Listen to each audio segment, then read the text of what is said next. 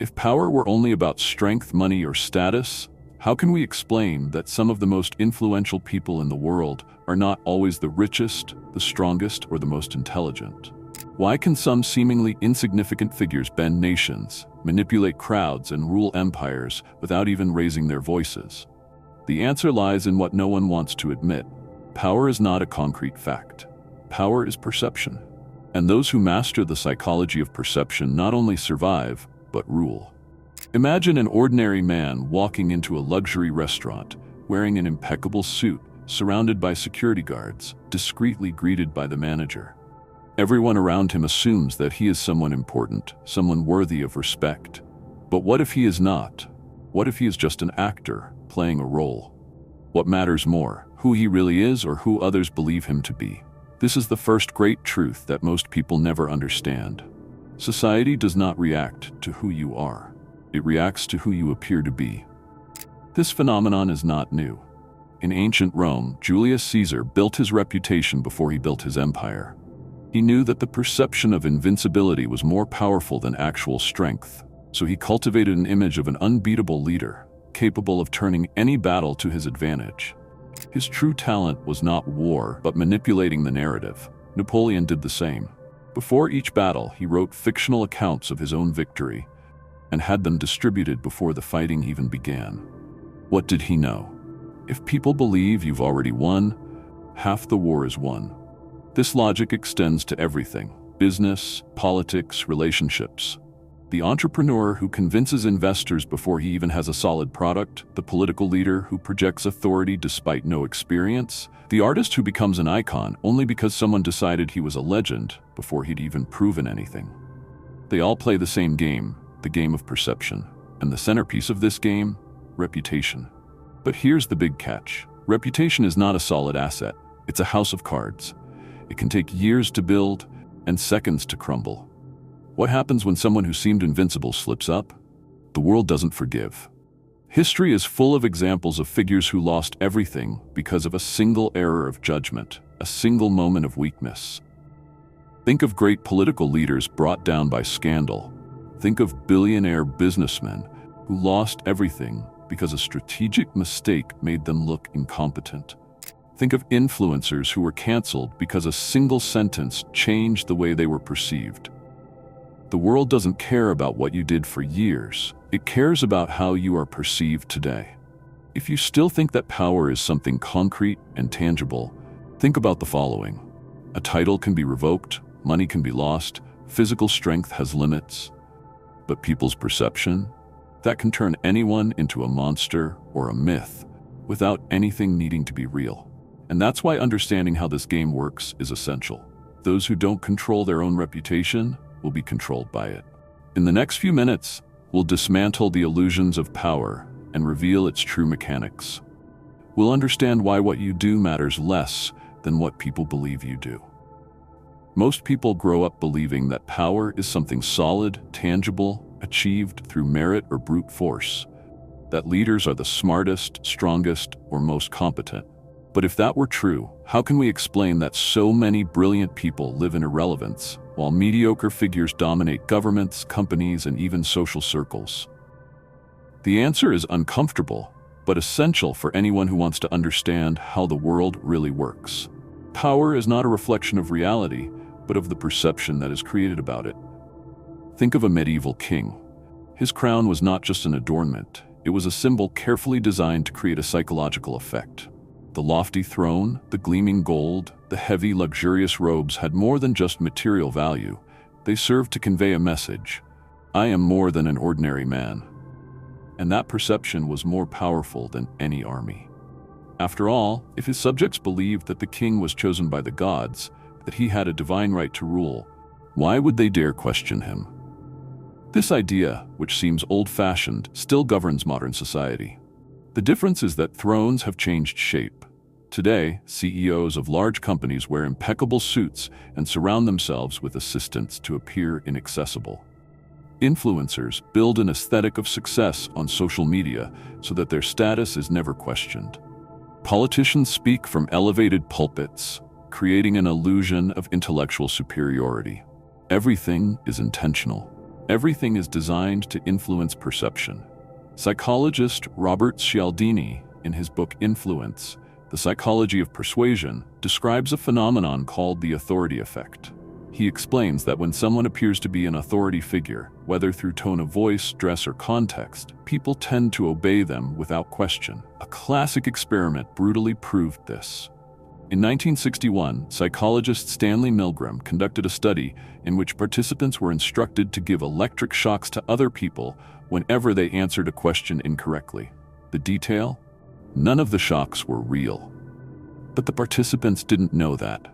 What matters here is that more than 65% of them continued to administer fatal shocks, simply because a man in a white coat told them so. What did this experiment show? That it doesn't matter what you actually know or can do. What matters is whether people believe you have authority. This concept is repeated all the time in the real world. Early in his career, Steve Jobs didn't know how to code, but he looked like a visionary. He talked like a leader, dressed like a leader, and convinced others he knew what he was doing. The result? He attracted geniuses to work for him. His power came not from technical knowledge, but from the insight he created. And this isn't unique to Jobs. Sun Tzu, in his classic The Art of War, wrote that the supreme art of war is to defeat the enemy without fighting. What did he mean? That the perception of strength is often more powerful than actual strength. If a general can convince his enemy that he has already lost before the battle even begins, he wins without spilling a drop of blood. Napoleon used this strategy constantly. He made a point of portraying himself in paintings as a larger-than-life, unbeatable, and visionary leader.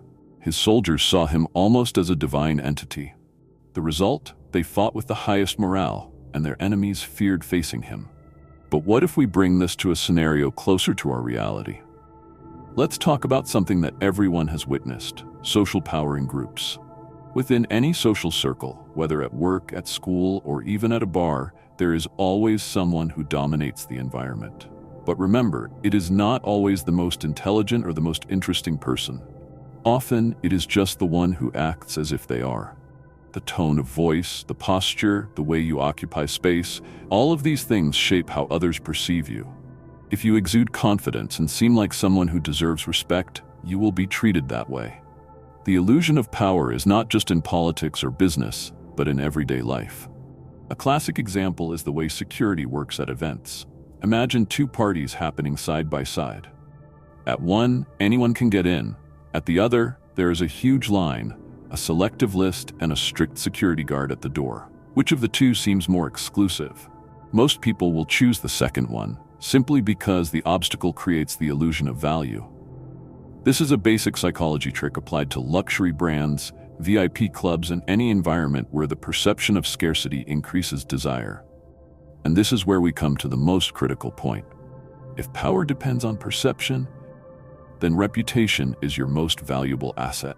And that means it is not enough to be competent. You have to appear competent. It is not enough to be strong. You have to appear strong, because the world reacts to your image before it reacts to your reality. Now that we understand these mechanics, the next question is inevitable.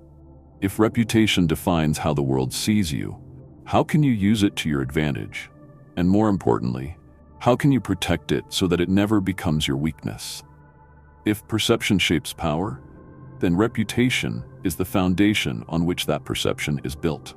Everything you do, every interaction you have, every word you choose, every gesture you make, it all adds up to form a psychological footprint in the minds of the people around you. That footprint, that persistent impression, is your reputation. And here's the brutal reality. It can be your greatest weapon or your death sentence. In the social game, no one has time to evaluate all of your actions individually. The human brain is inherently lazy. It seeks shortcuts to interpret the world and categorize people. Reputation is that shortcut. If someone sees you as trustworthy, that perception will be projected onto everything you do. If someone sees you as weak, nothing you say will easily change that. Psychologist Daniel Kahneman calls this the halo effect, the tendency to judge an entire person based on a single predominant trait. If a politician appears to be honest, even without evidence, people tend to trust him blindly. If a businessman has built a reputation as an innovative genius, he can make serious mistakes without losing credibility. But if someone's reputation is compromised, everything they do will be viewed with suspicion. History is full of examples of how a well-built reputation can turn a nobody into a legend, and how a single mistake can destroy an empire. Take Lance Armstrong. For years, he was the face of overcoming obstacles in sports, a cancer survivor who won the Tour de France 7 times. His reputation was that of a tireless athlete, a model of determination. But when the truth about his doping came out, everything came crashing down. He didn't just lose his titles. He lost his credibility. His charitable foundation, which raised millions for cancer research, dissolved. Brands abandoned him. His name became synonymous with fraud. He didn't fall because he lost races. He fell because he lost control of the narrative about who he was. Now consider the opposite. Figures who built an unshakable reputation to the point where they became nearly untouchable. Elon Musk, for example, has made countless management mistakes, made impulsive decisions that have hurt his own business, and made controversial statements that would ruin any other CEO. But he survives. Why? Because his reputation is not that of a traditional executive. He has built an image of an eccentric visionary, an innovator who defies norms. This creates a kind of psychological shield. Even when he fails, people interpret his mistakes as part of the creative process. The problem is that reputation, while powerful, is also incredibly fragile. Think of it like a crystal glass. The more you polish it, the more valuable it becomes. But a single crack can ruin it forever. In the digital environment, this is even more dangerous. A slip-up on social media can spread like wildfire and burn a reputation that took decades to build. A thoughtless tweet, a leaked audio, a moment of exposed vulnerability can redefine the way the world sees you. And here we come to an uncomfortable truth. You don't control your reputation. Others do. You can do everything right and still be destroyed by a rumor, a well-told lie, a planned attack. How many careers have been ruined not by actual mistakes, but by the perception of mistakes? So what can you do to minimize this risk? The answer lies in defining your own narrative. If you don't actively control how people perceive you, they will create a version of you based on assumptions, and that version may not be favorable. In the world of nightclubs, where a venue's reputation defines its success, this rule is taken to extremes. When I was working as an event promoter, I quickly realized that it didn't matter whether a party was actually amazing. What mattered was the narrative created around it. If people believed it was the place to be, it was guaranteed to sell out before the night even started.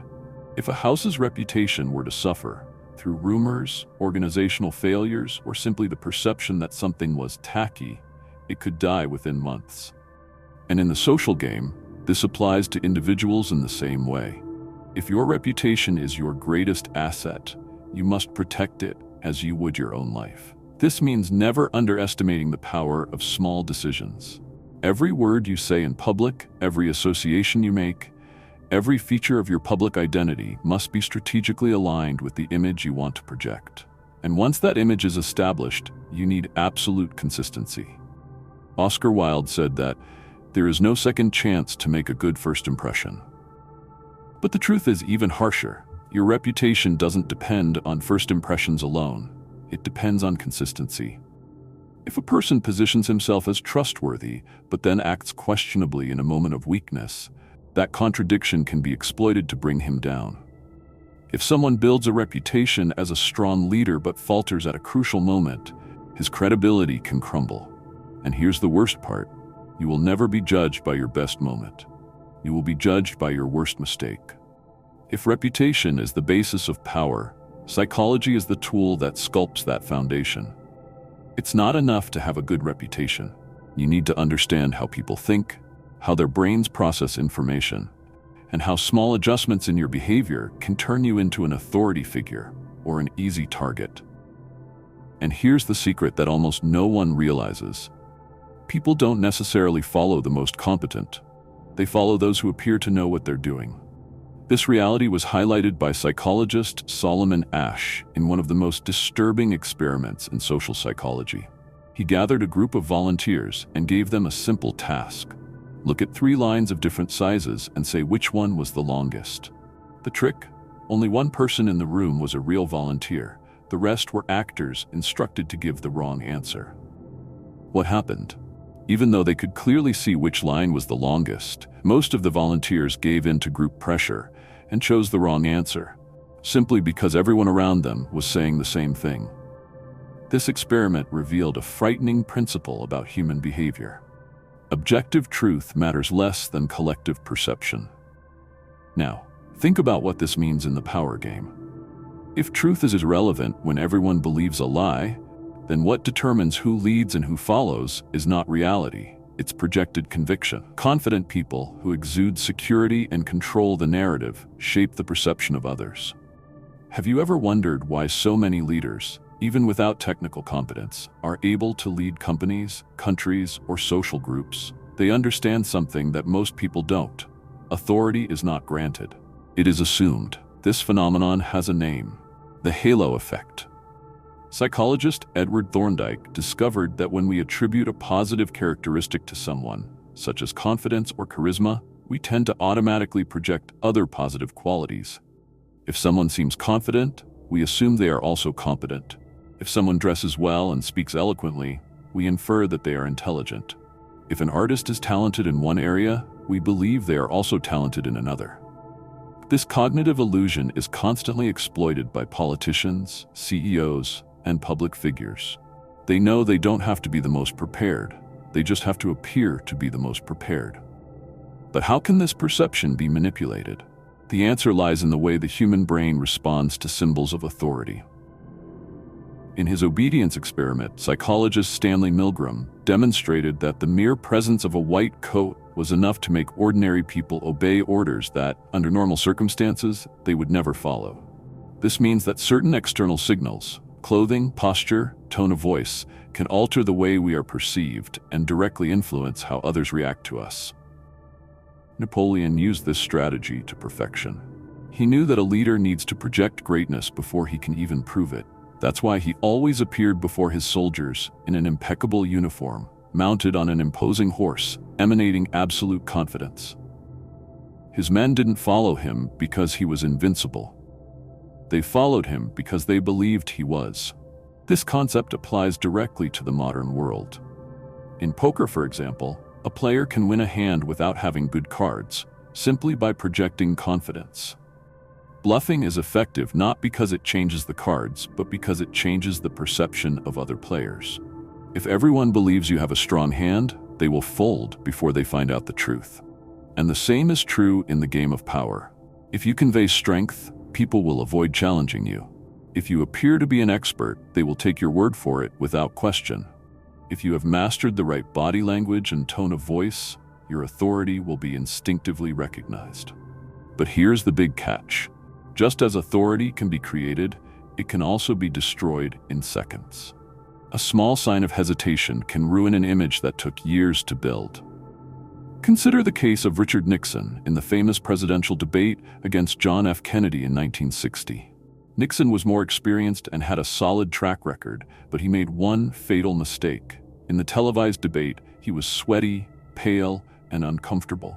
Meanwhile, Kennedy appeared calm, confident, and imposing. The result? People who listened to the debate on the radio thought Nixon won. People who watched on TV saw an insecure man facing a natural leader. Kennedy won the election because people didn't vote for the most prepared person. They voted for the one who seemed more presidential. But here comes the great irony. The same networks that destroy reputations can also elevate them to previously unimaginable heights. Think of digital influencers who became millionaires simply by building a strong image in the online world. Think of entrepreneurs who position themselves as experts and transform their names into valuable brands. Think of anonymous people who, with the right narrative, achieve the status of icons in their fields.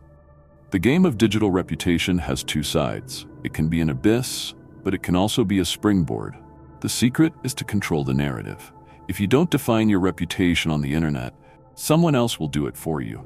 And that means understanding how to shape public perception before it is shaped by external forces.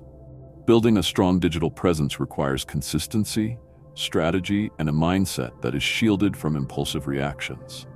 First, consistency. The internet rewards patterns. If you position yourself one way but act another, the contradiction will be exposed and exploited. People who build their images on authenticity and predictability build loyal followings. Think of figures like Gary Vaynerchuk or Jordan Peterson. They are consistent in their messages, and this solidifies their reputations. The fatal flaw? Trying to please everyone. That is impossible. If you do not have a clear identity, you will be shaped by the opinions of others. Second, strategy. Digital perception is not random. It can be guided. Big names understand this. Elon Musk, for example, uses Twitter as a tool for narrative manipulation. He makes controversial statements that generate debate and keep his name on the rise. Politicians use the networks to create villains and heroes, directing the public's attention where they want. Companies create artificial scarcity to increase demand for their products.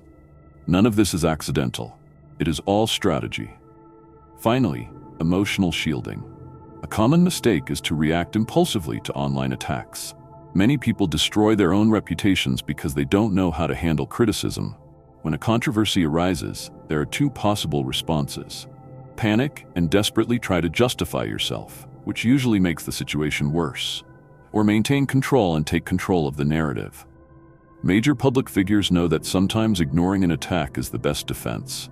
Other times, redirecting it can be even more powerful. The cardinal rule? Never react in the heat of the moment. What you post in anger can cost you your entire reputation. The digital age has elevated reputation to a new level of fragility. But at the same time, it has created unprecedented opportunities for those who know how to play the game.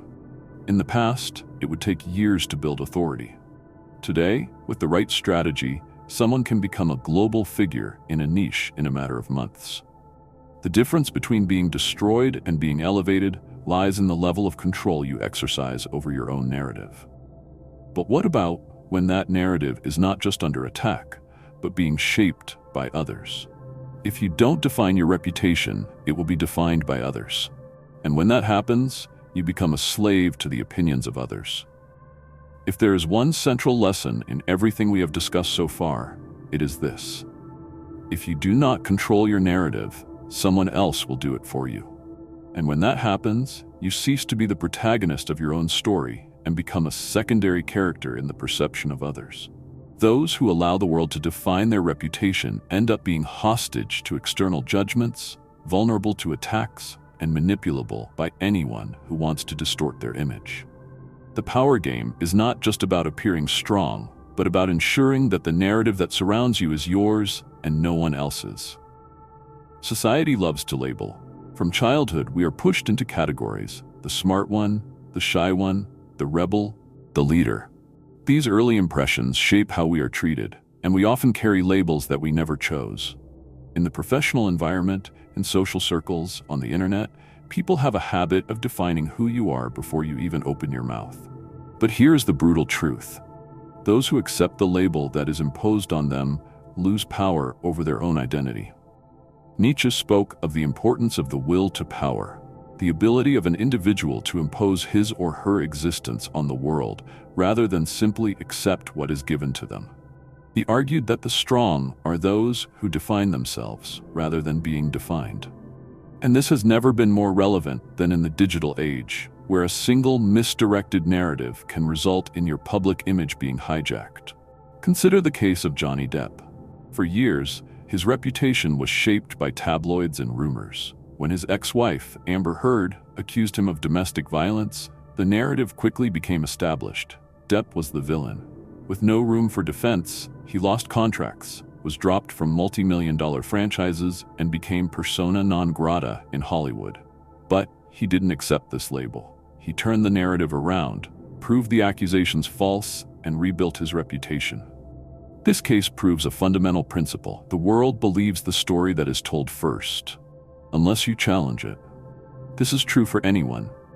If you don't establish who you are, others will do it for you, and often in a detrimental way. In the workplace, if you don't position yourself as a leader, you'll be seen as an underling. In business, if you don't define your brand, your competitors will.